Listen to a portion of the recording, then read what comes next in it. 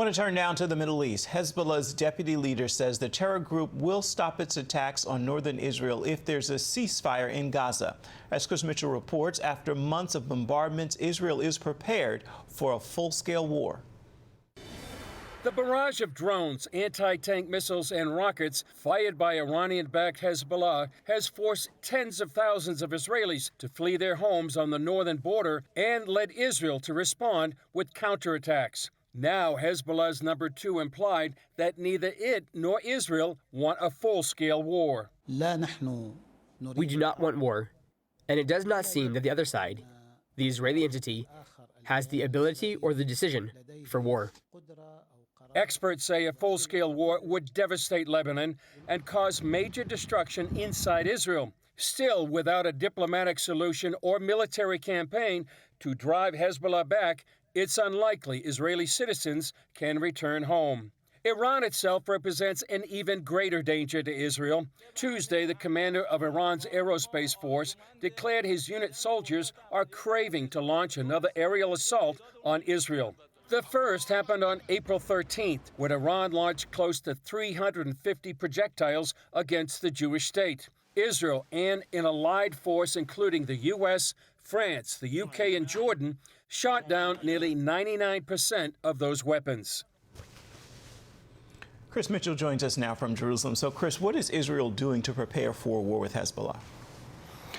Well, first of all, Ephraim, they're conducting extensive drills on the border, simulating what combat would be with Hezbollah.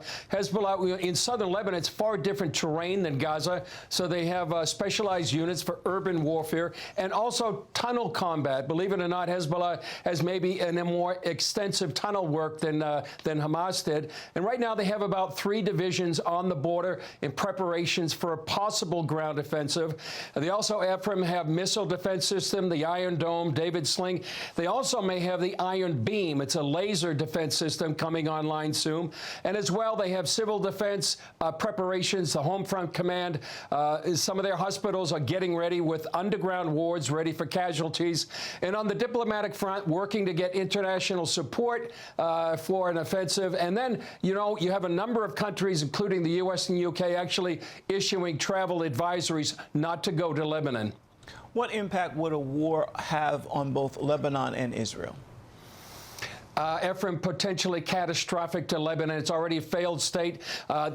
Israel could destroy much of its infrastructure. Hezbollah effectively controls Lebanon, but even so, Israeli leaders have said they're going to hold Lebanon responsible and maybe bomb it into the Stone Age.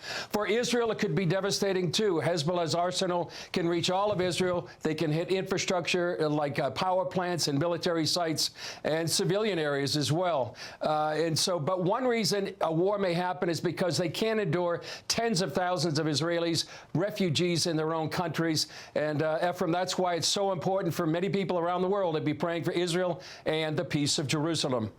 Praying indeed. Chris Mitchell, thank you so much for your insight.